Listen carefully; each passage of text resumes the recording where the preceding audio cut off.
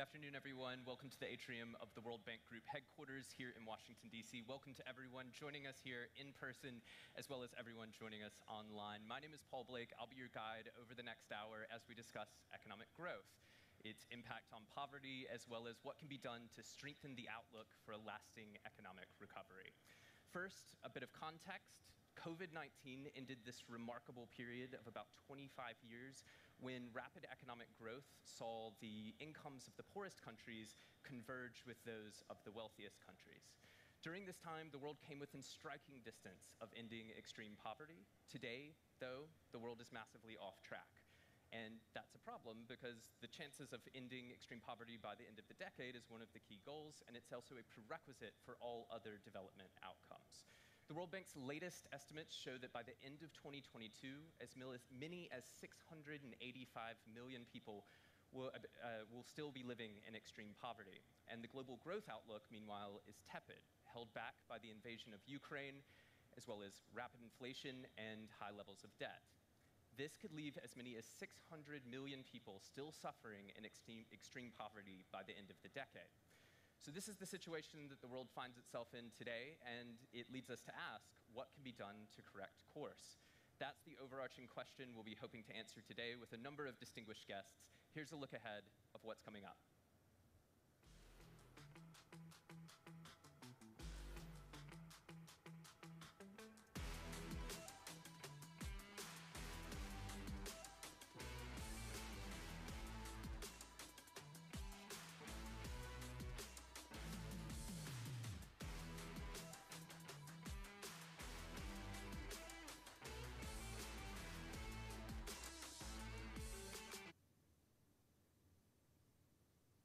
So as you can see, we're in for some very interesting discussions as we explore what can be done to help the poorest, boost long-term prospects for an inclusive global economic recovery, and resume progress towards poverty goals. Remember, you can share your thoughts throughout this event and throughout the week by following the World Bank Group on Twitter, Instagram, Facebook, or LinkedIn using the hashtag #GrowthForAll. Now, our first discussion will examine in depth how the outlook for inflation and interest rates, debt, and growth all intersect. And we're joined now by World Bank President David Malpass, alongside Dr. Larry Summers, Professor and President Emeritus of Harvard University, as well as former US Treasury Secretary, and I think we're very proud at the World Bank to say former Vice President of Development Economics and Chief Economist. David, over to you. Okay, thanks very much, Paul, and hi everybody in the audience, and hello, Larry. I'm very pleased you could join today. We're going to have a really engaging conversation. As we just heard, as everyone knows, Larry was U.S. Treasury Secretary. He was president of Harvard University, and also is a prolific economic thinker and policymaker and writer. So that it's great you could be here. We heard this gloomy starting point. My worry is that we may be heading into a world recession, and it could be persistent, meaning one of the big challenges we have to face is it going to be better 2 years from now? And we hope it will from a cyclical standpoint.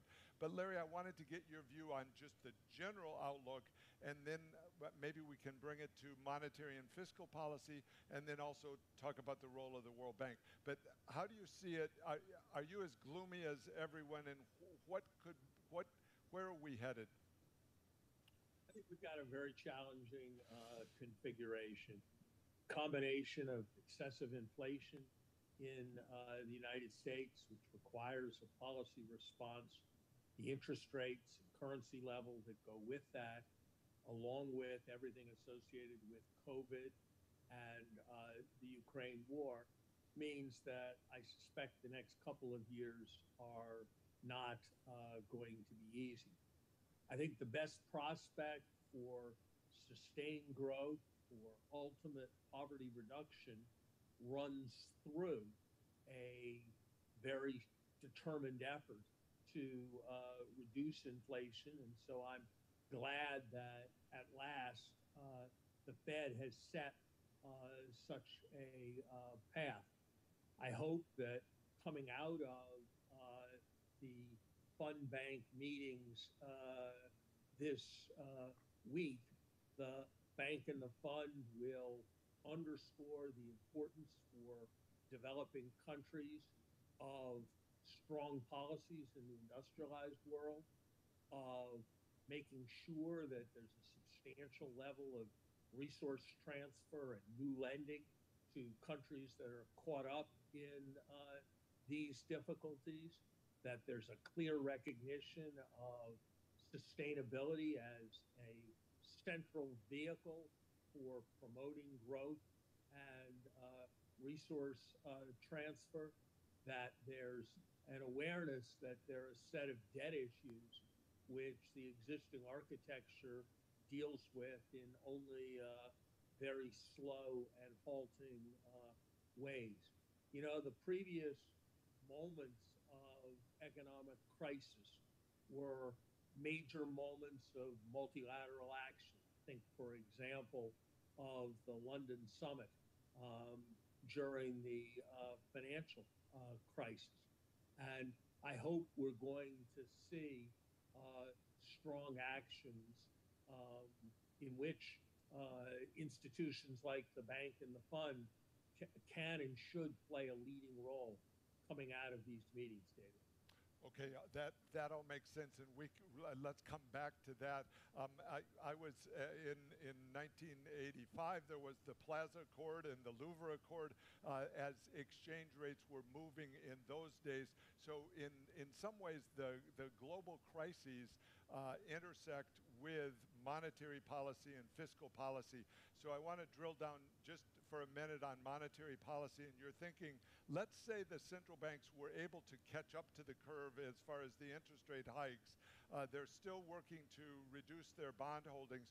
You said in 2021 that you weren't sure QE, you may have said it more strongly, as you often do, that QE didn't make sense.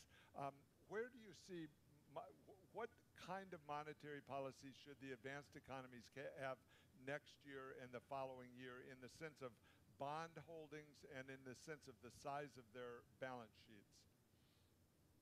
Look, I think the overarching priority for now has to be on disinflation. I think in general, reversing the big buildup in balance sheets is also a good idea. There's something bizarre about the fact that at a moment last year when the whole world was terming out its debt, the world's central banks, led by the United States, were terming in their debt by retiring long-term debt and issuing reserves, which were in effect floating rate notes. And I think it would be desirable to reverse that. At the same time, I think that we are in a moment of very great volatility in many markets. We are in a moment when I've heard more and more concerns about illiquidity and possible accidents in markets, David. And so I think the pace of QE, QT needs to be measured with what the financial system can handle. And I think the actions that, given the many, frankly, mistakes that had been made, I think the Bank of England's recognition that it was going to need to be a kind of market maker of last resort was an appropriate one. And I rather suspect that that's going to need to continue past this Friday if stability is to be maintained. And I would be surprised if the Bank of England was the last central bank that was going to need to engage in financial stability operations in the next year or so. But my hope would be that we could maintain momentum around disinflation and at the same time do what's necessary for financial stability rather than compromise the disinflation objective because of some kind of financial stability concern. My worry, if we compromise the disinflation objective, is that it will be that much more painful down the road that the actions needed will be that much more sudden, and the collateral consequences for unemployment, for financial stability, and of greatest moral significance for poverty will be much greater. Yeah. This is clear. The central banks are saying we've got to get the job done because otherwise the other side isn't good. So disinflation still the source. I've thought that more production, in other words, as you think about what will help with inflation, part of it is what the central banks do, but part of it is also how does the world come together to have a lot more production to bring down prices of all kinds of goods. We're working with lots of countries on the ways they can have their own programs stronger. But as we think about this from the fiscal side, I want to bring that side of it in. One of the concerns I've had is that the advanced economies are taking up a big chunk of the world's capital through national debts and also as the central banks are buying just a certain class of bonds, the bonds of the advanced economies. And so there's this inherent bias in the system away from development. So I wonder your thoughts on how do we get back to a stage where capital can flow from the savers in the advanced world or worldwide savers into development and more investment in development. And then I'll take us to resources of the World Bank. But we've got this giant global pile of savings that needs to be mobilized more broadly around the world. That's my view. Thoughts? So much of that has to do with performing the relevant intermediation, which is, of course, the ultimate mission of international financial institutions. And we'll come to that in a moment. But I think you're right that we need to make sure that over time there is a reasonable degree of fiscal responsibility in the industrial world. And that goes to many different issues. It goes to the adequacy of revenue collection. It goes to spending where spending is needed, and you need not to spend where spending is not needed. I think, for example, in the United States, we can do much more to contain healthcare costs. So the kinds of things that were done in the recent legislation addressing pharmaceutical prices. We could do much more to collect tax revenues. We had a major investment in what the World Bank would call strengthening institutional capacity in the funding of the IRS.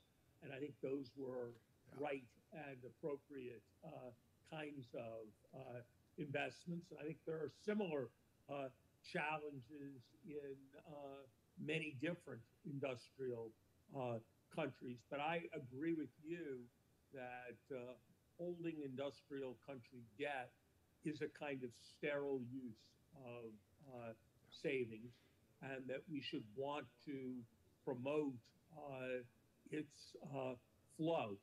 I think there's a large enough pool of savings that the central issues for developing countries have less to do with the size of that pool of savings than they do with the quality of intermediation, which goes back to the role of the international financial institutions. Yeah, finding effective ways to de-risk or to move capital. But you made an important point there that the quality of spending is critical. I was with Kristalina this morning and also yesterday, and you were making the very good point that out of our annual meetings, we want some themes to come through in this macro area. And I think there are two that are very clear. One is that the fiscal policies match somewhat the monetary policies in this disinflation exercise that we're under. Kristalina was making that point strongly this morning. And then we also are making the point that keeping that market openness, or I'll be more specific, that avoiding export barriers and import barriers and subsidies that are untargeted is a major theme of World Bank and IMF and the WTO, the international community in general.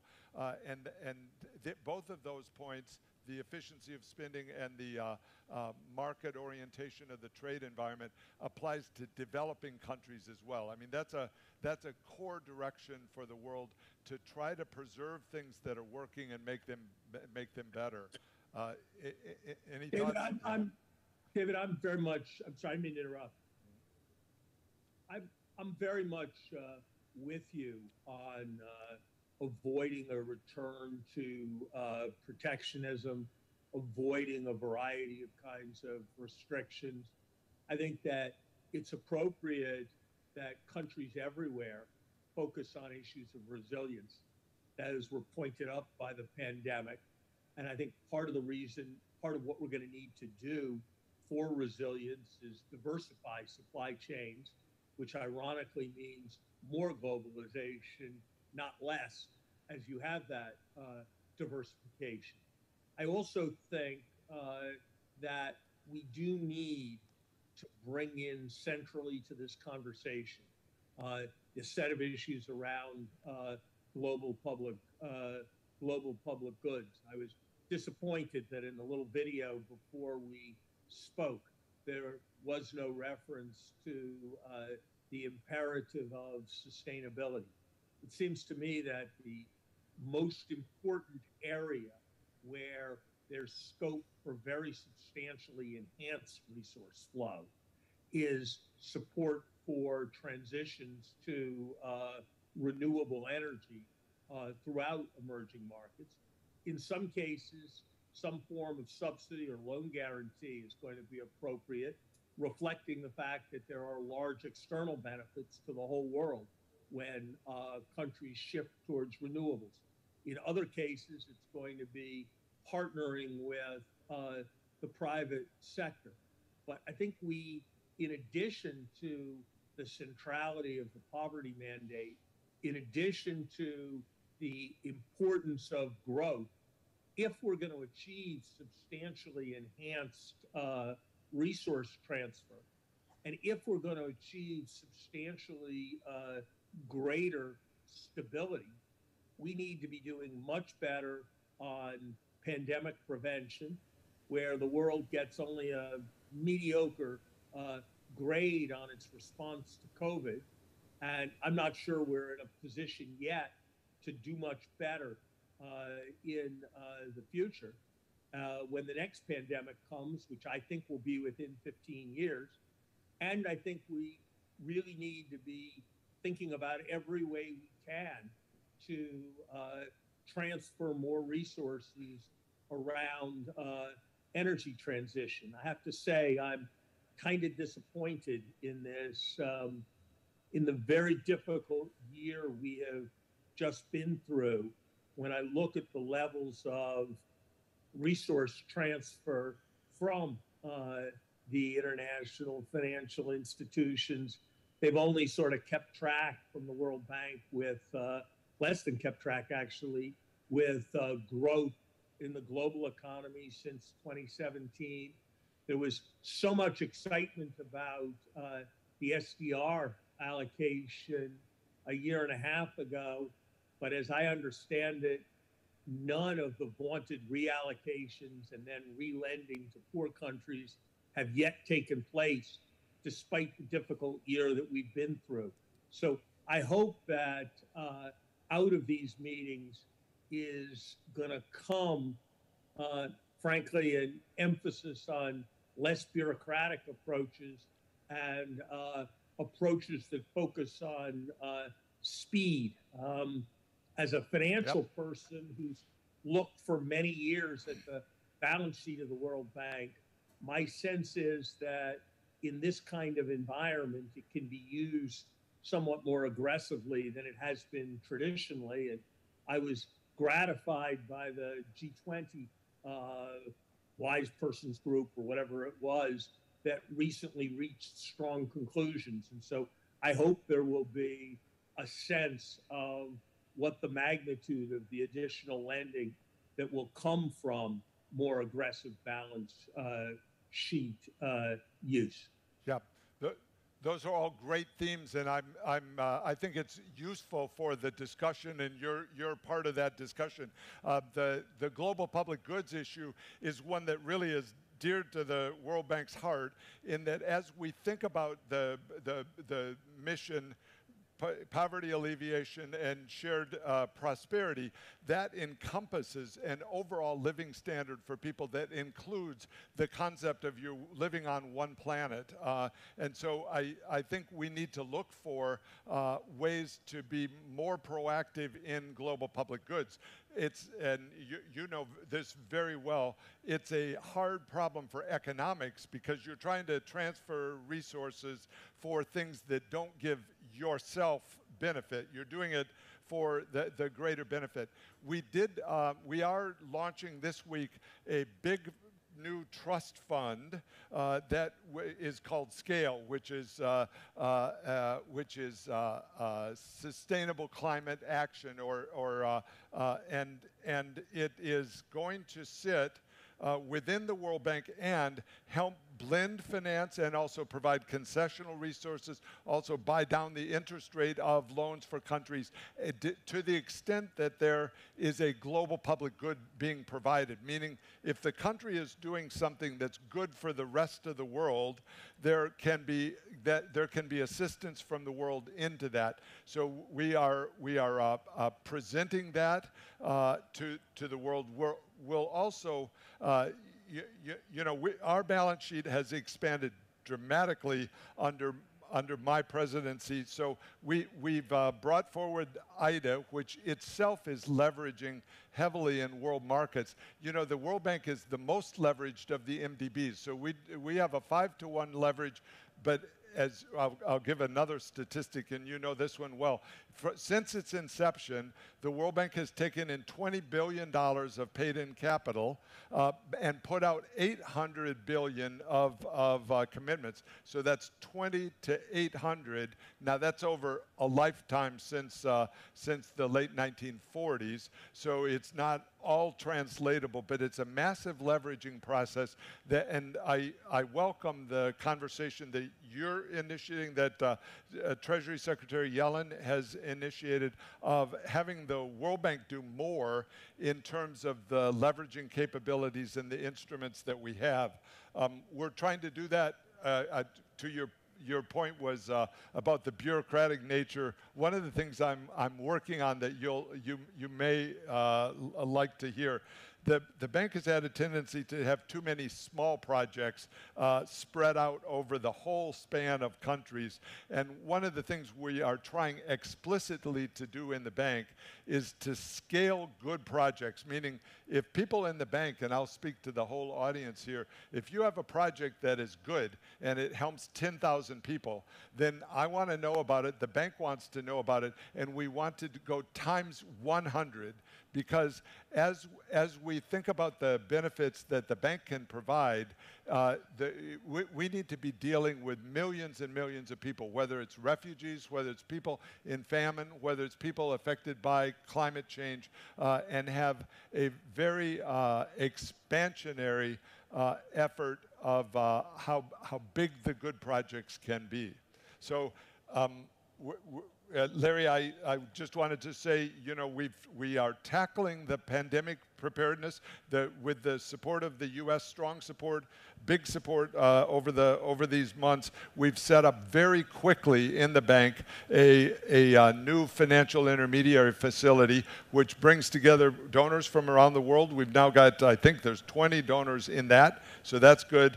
The U.S. just put into the Clean Technology Fund last week, announced a contribution to that. I was with Janet Yellen this morning, and she announced and reminded people of the contributions the U.S. is making to the food and agriculture facility that that the World Bank is the trustee of, but manages for the information flows within the food and fertilizer sector. All of that. So I just want to go to your point, and you know this better than anyone, the value of knowledge within the World Bank that can then be used in other country programs. And so we are ambitiously trying to expand that. back to you, and then I think we're going to have to wrap. Yes, I'm really glad, David. I'm really glad about all the things you said. I'm going to look forward to learning more about the SCALE program that you described. I'm going to look forward to learning more about your very ambitious plans to scale things up that you're doing that are important. I was part of a G20 group that worked on the design of that FIF, and I think that is a very important and positive step. We will see where the discussion and the dialogue goes on with shareholders.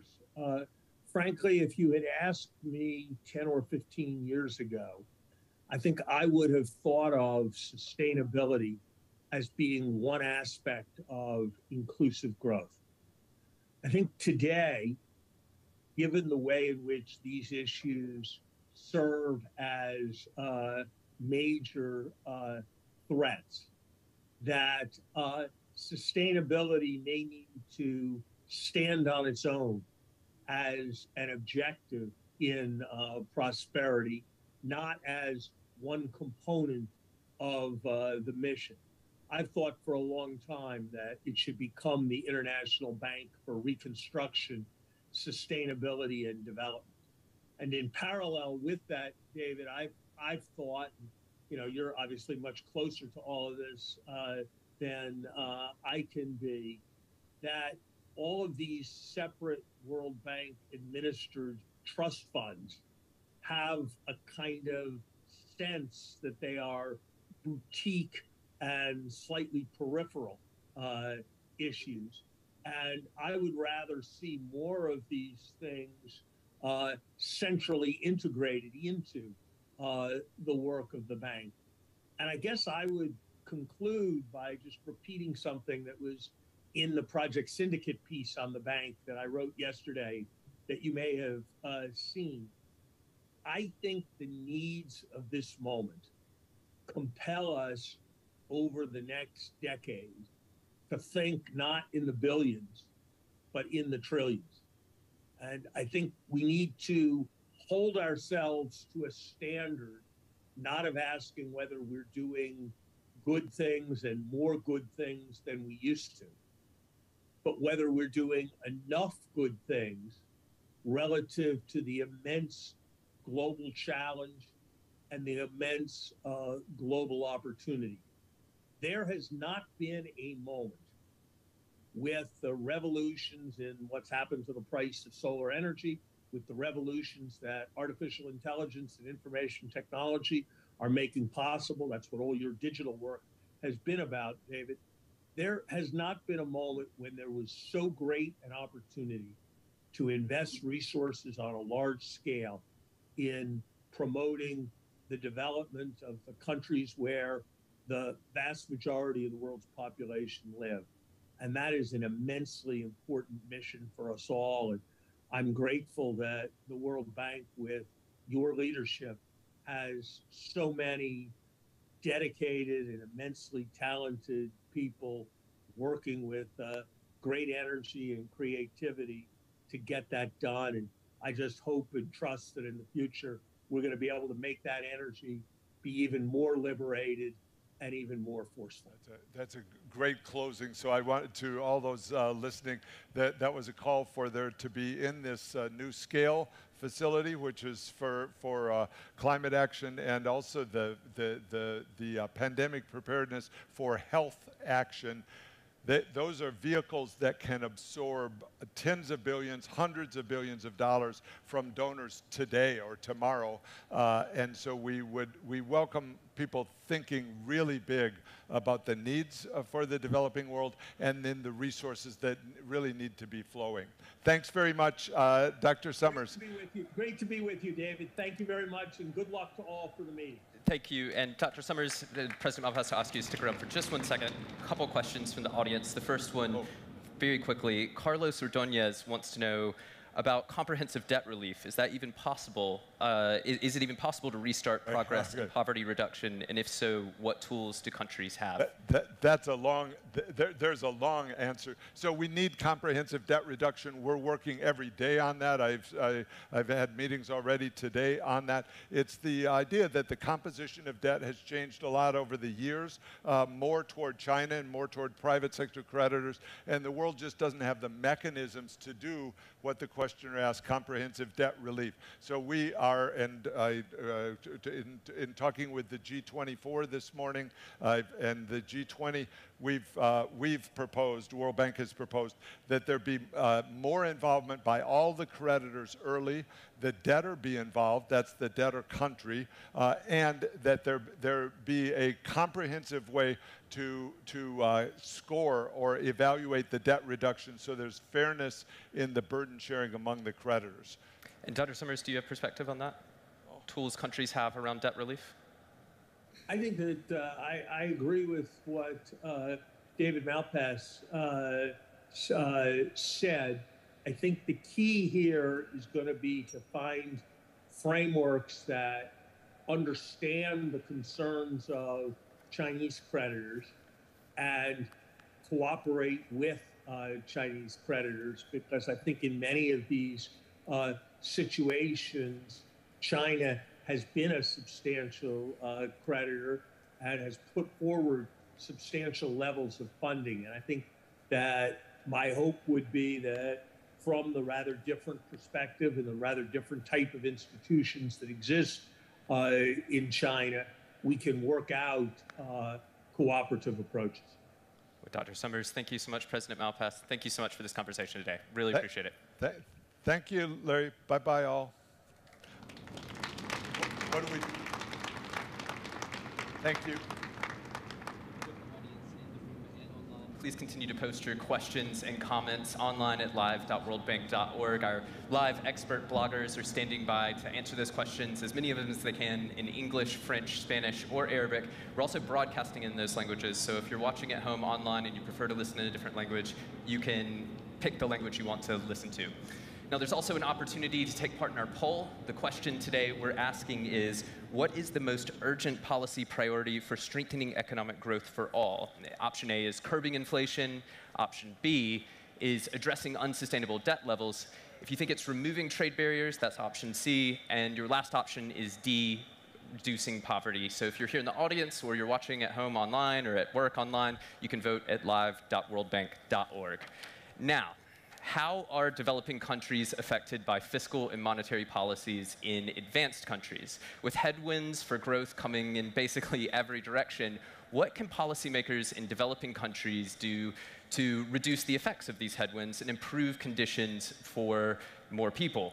Is there any room left for fiscal policy to help the poor? Let's look at the data and see how growth has correlated with debt and poverty in the past. Let's start by looking at the trend in global growth over the past 3 decades. For much of the 1990s and the 2000s, expanding trade and improved monetary and budget policies were fueling global growth. This blue line represents the annual global growth rate.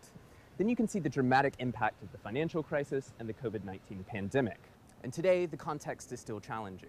We're still suffering from the effects of more than 2 years of the pandemic, and Russia's invasion of Ukraine has interrupted momentum in the recovery. This deceleration, following an initial recovery from the global recession, is the sharpest in more than 80 years. Growth is projected to slow from 5.7% in 2021 to around 3% by 2023-2024. And many of the forces that previously supported that growth have reversed. Debt has risen to unsustainable levels, increasingly hampering the recovery. This chart shows how government debt rose steadily throughout the past decade. The orange line shows debt in advanced economies, the yellow line is for emerging market and developing economies, and the blue line tracks the overall position. On all measures, you can see a sharp increase in 2020 as governments responded to the COVID shock. As a share of the economy, public debt is now over 100% in wealthy countries. For developing economies, which have less capacity to borrow, it's around 60%, which is a heavy burden for the poorest countries with huge needs for investment in health, education, and infrastructure. These challenges, combined with a series of overlapping shocks, including the invasion of Ukraine, have added disastrous effects on poverty. Let's take a look at how the percentage of people in extreme poverty surviving on less than $2.15 a day has changed in recent years. You can see how up until 2019, efforts to boost growth and reduce poverty were delivering results.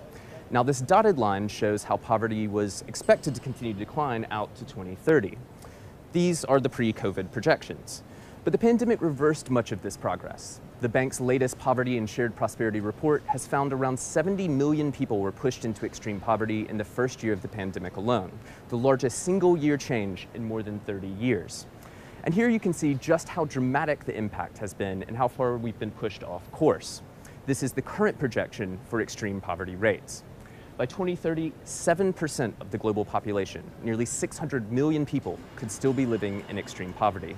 That's well above the global goal of 3%. To correct course, we need global action to revitalize growth, to improve the investment climate, keep trade flows open, boost digital innovation, and address unsustainable debt. These measures will all be imperative for poverty reduction getting back on track. Hello, I'm Eric Keglan in Togo, and you're watching the World Bank Group IMF annual meeting. Well, as you can see, the data underscores the urgency of taking action to improve the outlook for growth. Our next discussion will look at how to mobilize the private sector to deliver a more resilient, inclusive recovery. And we're joined now by Susan Lund, Vice President for Economics and Private Sector Development at the International Finance Corporation. And joining Susan is Mayada Al-Zogby, Managing Director at the Center for Financial Inclusion, and Karima Ola, a partner at Leapfrog Investments. Susan, over to you. Thank you. Those are amazing statistics about how the current set of overlapping crises has pushed more people into extreme poverty. Supporting and reviving private sector growth has never been more important to ensure that we get a resilient, inclusive recovery. But we already know that development pathways going forward are going to look different than they did in the past, thanks to technology. We see in digital financial services, unbanked households and small businesses gaining access to finance for the first time through digital platforms.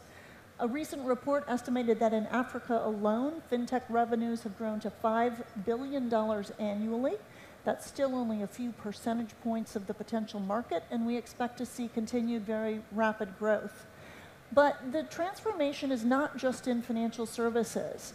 At IFC, we've been investing in digital platforms that are transforming agricultural value chains, including reaching small farmers, and retail value chains as well as health and education.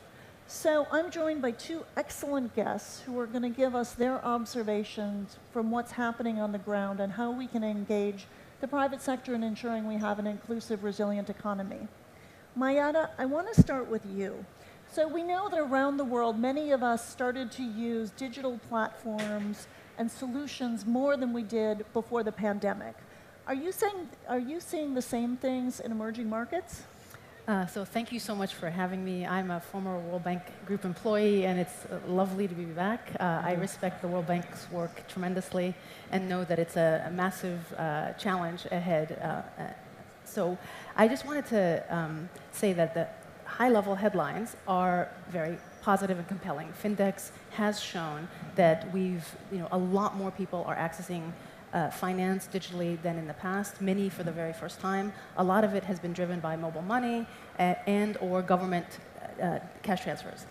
I'm going to talk a little bit about my organization's research. I work for the Center for Financial Inclusion, which is an independent think tank housed at Accion. And we've been doing research with support from the Center for Inclusive Growth at MasterCard with micro and small enterprises all around the world. We've honed in on 4 countries, and our research is a little bit unique because we've been really tracking what's been happening to micro and small enterprises over the entire pandemic period. We've done 6 waves of data collection every couple of months, so we've really been able to see what's been happening to micro and small firms on the ground as Omicron has kicked in, or as other various variants have come and gone, as lockdowns have happened, as government transfers have come out, and we've really seen the impact that all of this has had on micro and small enterprises. So there's some troubling signs, I hate to say, but also some positive signs. So some of the troubling signs are that there hasn't been full recovery since the beginning of the pandemic. As you might imagine, our first wave of data collection showed massive reductions in income, in profits of these small firms. We also saw massive cuts in employment. And this is a problem for developing countries because micro and small enterprises are the biggest employers.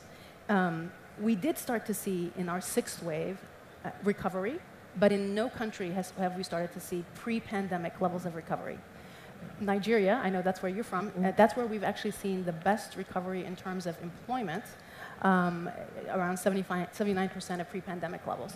But in other countries like Colombia, it's still quite low, 50% of pre-pandemic levels. So there's still things to concern us. So the digital story is a positive story, but has not yet trickled down to micro and small enterprises. This one, just for women in particular, we did see that their businesses have not been recovering as well. And then just the digital piece that I wanted to add on here is that while governments were distributing cash, while there was this compelling reason to use digital technology, whether to pay your suppliers, we only found 12% of small firms actually consistently using digital channels throughout the pandemic period. Many have reverted to cash in recent rounds. Now, that doesn't mean that they don't believe in it. We've done focus groups with a lot of these firms after we've done the data collection, and we see that there's a really positive feeling on adopting digital channels, but there's a lot of fears, and that's the thing that we feel that we have to address. IFC and other organizations have to think about it when we're investing in institutions that serve low-income people. There's fear of fraud, there's fear of taxation, there's fear of price discoverability. Essentially, people are afraid of competition when they post their price online. So there's interesting, and these are some difficult things that we have to overcome as we think about serving them. Great. I want to bring in Karima. So Leapfrog Investments focuses on Africa. It's a private equity firm. Are you seeing similar trends? So we just heard that small and micro businesses have not yet recovered. But I know that there are other crises around us, whether it be climate, whether it be rising interest rates and a reversal of capital flows. What are you seeing, Karima? Yeah, I think I certainly would support what Mayad just said. And I do think that a big part of the reason, for example, that we've seen digital use come off a bit is actually because there's also an affordability crisis going on at the same time.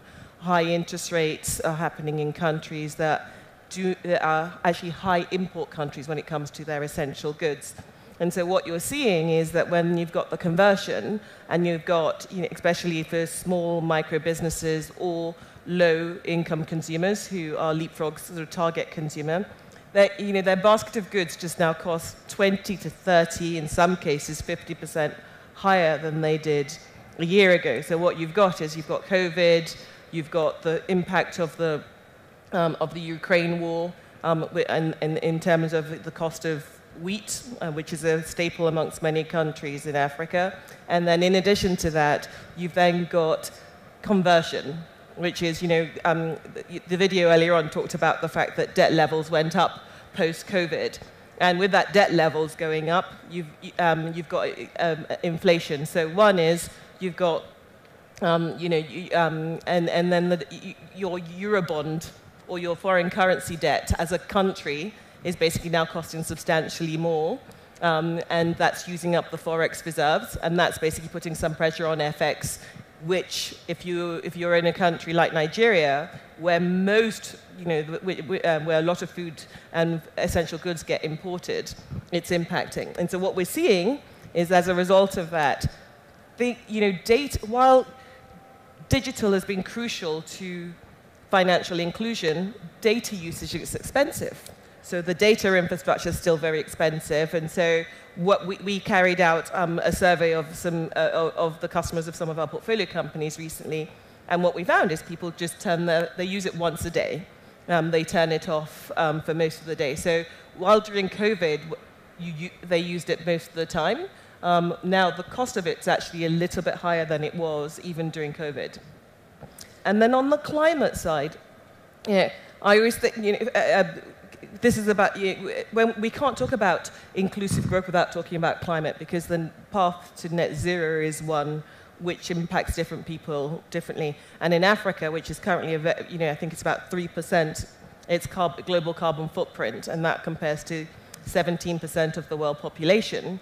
What you're seeing is that, in Africa is where we're actually seeing, we're at the kind of, we're at the coalface, as it were, when it comes to the impacts. So, extreme weather conditions which impact agriculture, and as we all know, agriculture touches the lives of 70% of the population across the board. So what we're seeing is that there is an element of climate impact and agriculture and agricultural yields, and that's impacting income. And I think as we look to the future as well, I think there is an element that we have to sort of think through how, when we think about climate, there has to be, a just transition that enables development to happen at the same time that, that we can have an investment in clean technology.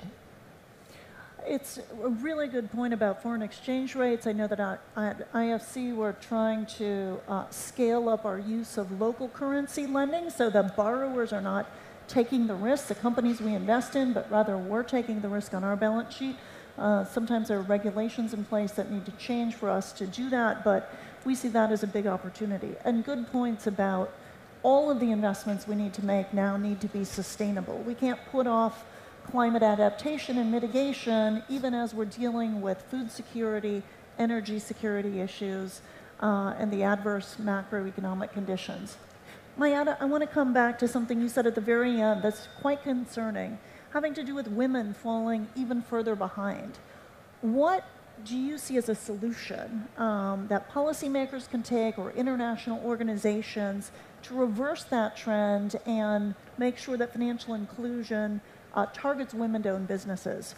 Yeah, no, it's a big challenge. We are making progress. I like to talk about India, which really did have massive progress in reducing the gender gap. A lot of it achieved in the last couple of years. However, women are not actually participating. They have empty accounts, essentially. So usage is still low, so there's still things to think about. One of the things that I found most troubling from recent reports that have come out is GSMA, for the first time, has pointed out that there's a reversal in mobile internet access for women, and that smartphone adoption has also stalled for women. So these are concerning trends. So it obviously makes us think, all right, if we're going to continue to support women's enterprises or women as heads of household or whatever, we really need to think about the barriers that women themselves face. And so this is where institutions like the IFC, as you invest in and work with digital-first, digital native providers, you have to think about you have to ask them, what are they doing to address some of the bottlenecks that women face, including very basic things like mobile phone access. And so we recognize that private providers can't solve this by themselves. And this is where we know there has to be a collaboration between the private sector and the public sector.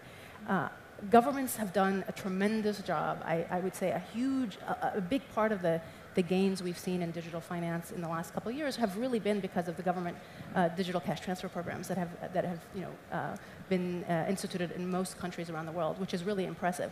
But we know that the fiscal fiscally they can't continue to do that. So we're going to need to step up in other ways to help address some of these challenges. So we do think providers should do more to try to serve women, but also we'll need to partner with government, we'll need to partner with the development community to try to address some of the challenges women face.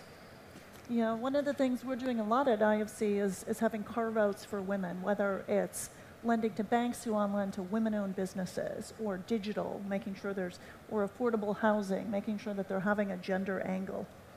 If I may add to that, Leapfrog as well, and one of the things that we've realized at the moment is that if you're going to have true inclusive growth, certainly I think the diversity question is one that we have to drive. I mean, we invest in a business that is a digital lender, and one of the issues we saw very early on is that women actually they are better borrowers, they pay back sooner, they grow their business faster, and actually when it comes to the extension into other essential services, because they're often making the decisions about education for children. They're involved in that as well. And as a result of that, one of the key things that we realize that we, as a provider of private capital into emerging markets have to do is also focus on that, which is why our latest fund, for example, is also a 2x, is also met the 2x challenge, because what we realize is even though we exist for financial inclusion and healthcare access or access to essential services, if we don't include that, either whether it's at the board of the portfolio companies, the number of customers, or products suited to the way that women make decisions, we're not going to get there. So we're making sure that that's much broader. Right, Karima, I wanted to ask you about a different kind of inclusion. I know in the tech hubs in Africa, we've got the major hubs in Cairo, Lagos, Johannesburg, Nairobi. How can we spread investment outside of those big tech clusters, and how can we actually help more countries develop tech clusters, because it is a good opportunity for young people, and I know that we've got investments outside those main hubs, but would love to hear from your view on the ground. How do we make sure growth is geographically inclusive? First, I'd like to just address the fact that I think if we didn't have the technology advancements that we had over the last 10 to 15 years, a lot of the progress that we made on financial inclusion or indeed access to other essential services just would not have happened, because a big part of that has been, one, the use of mobile phones. That's moved to smart, but actually digital financial services through USSD is probably the most popular way of the way that people use digital financial services.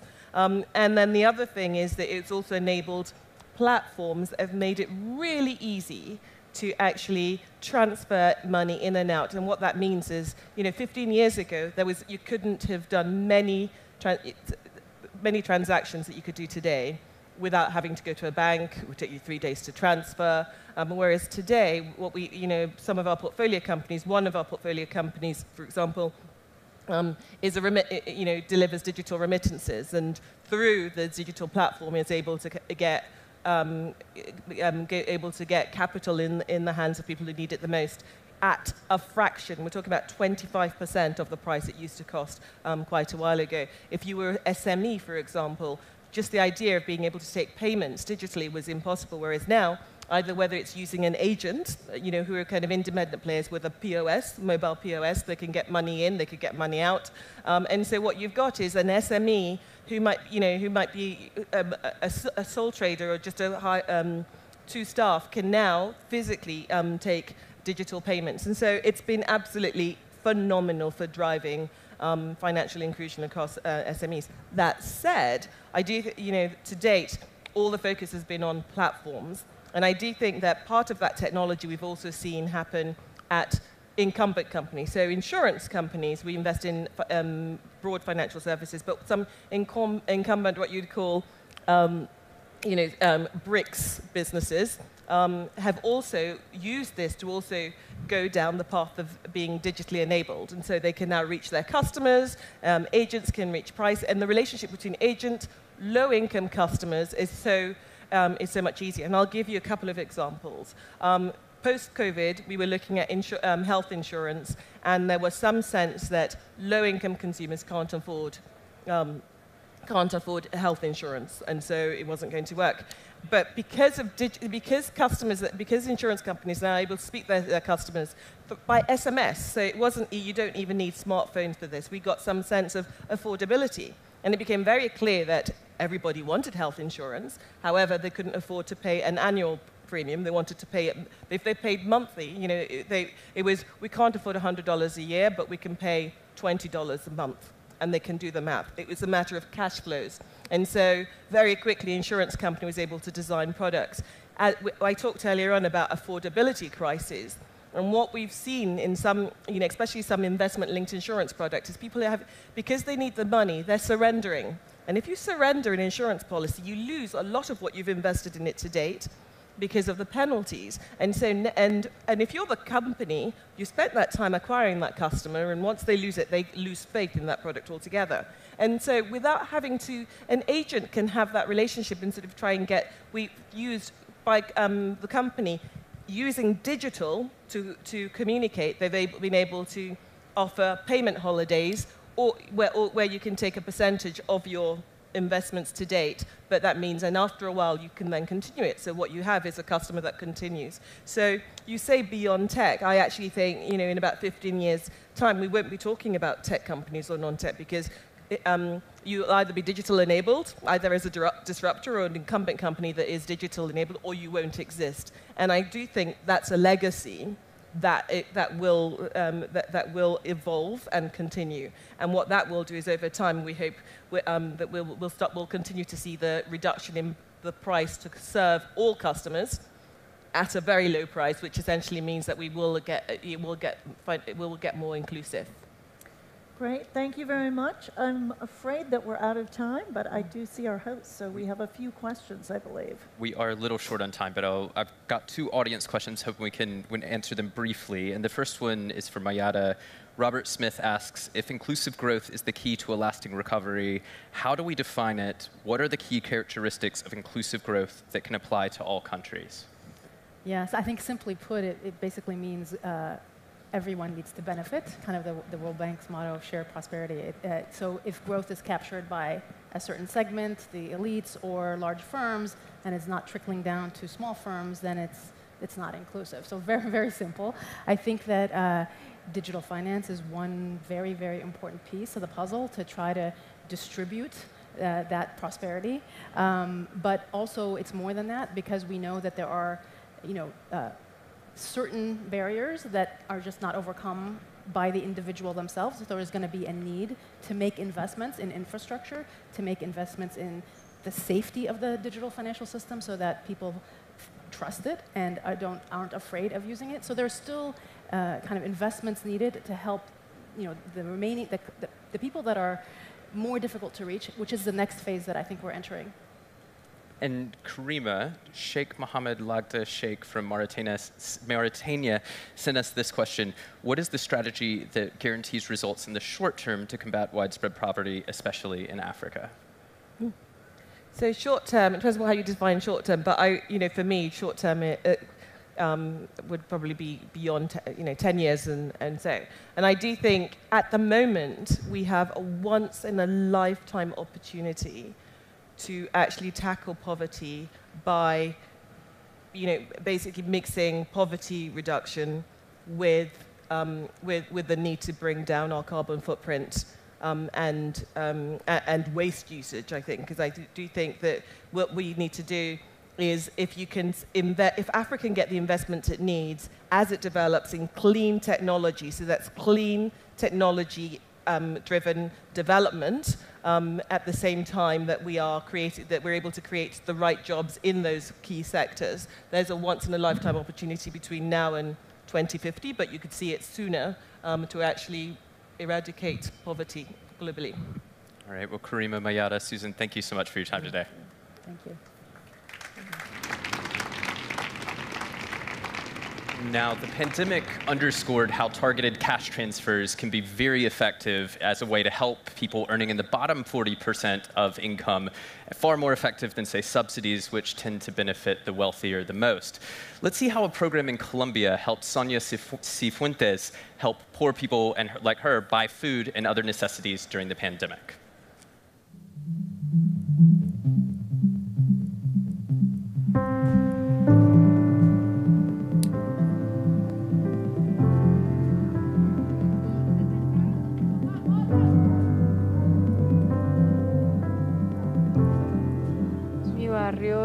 Está ubicado en el centro de Bogotá. Aquí en este barrio viven personas de bajos recursos, pero sobreviven pues trabajando. Pues yo no me imaginé que nos fuéramos a quedar sin trabajo, porque varios compañeros también. En el periodo de la pandemia tuve necesidad de alimentos y me tocó pedir ayuda a mi mamá que me ayudara con mis hijos porque no tenía dinero para comprar alimentos.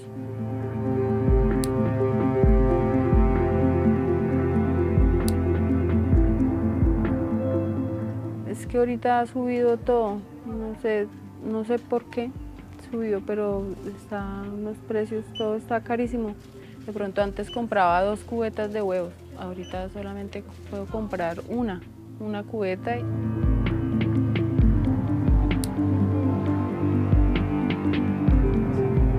Yo he recibido unos subsidios, me llega un dinero a mi cuenta. Es poquito, pero alcanza para comprar algo.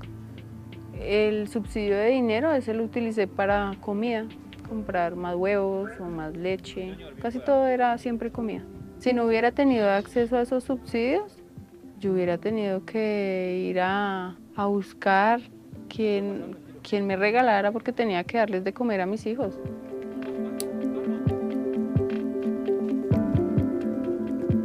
Yo quisiera para ellos que terminaran de estudiar, que entraran a la universidad, no sé, si hicieran 2 carreras por lo menos, ¿sí? Para que no les tocara tan difícil, pero pues les inculco mucho eso.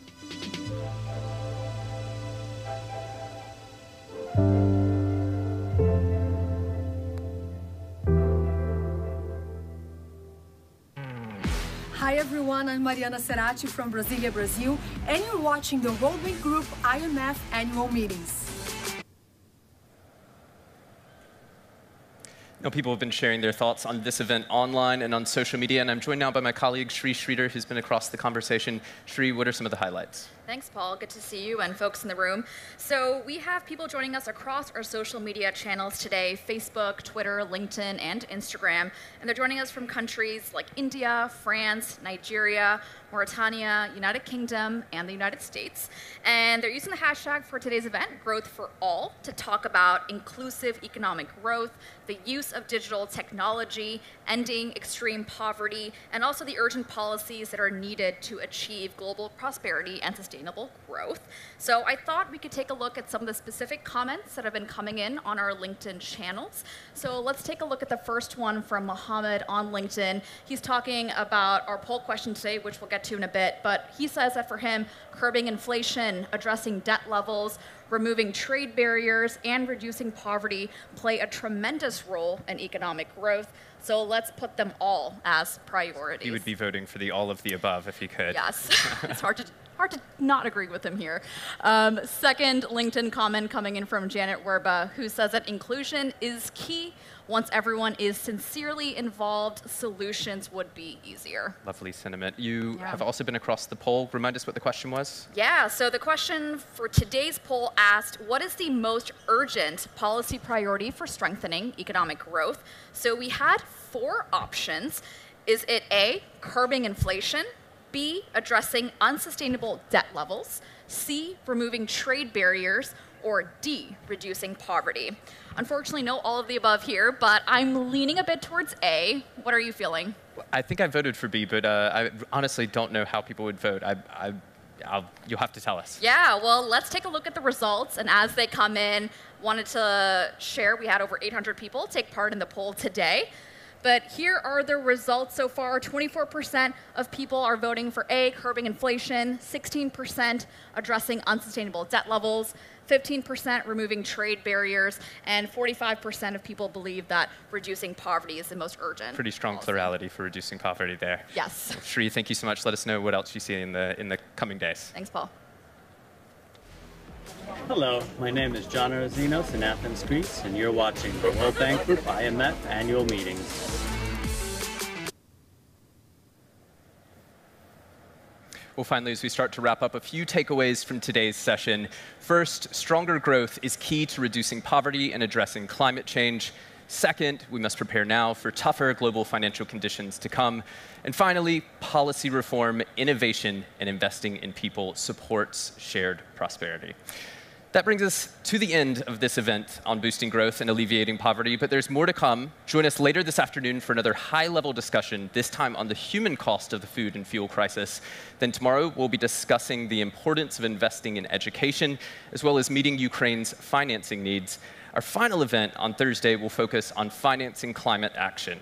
We hope you'll be able to join us for each of these, and you can also rewatch today's session as well as the kickoff discussion with World Bank Group President David Malpass and IMF Managing Director Kristalina Georgieva. They're all available at live.worldbank.org.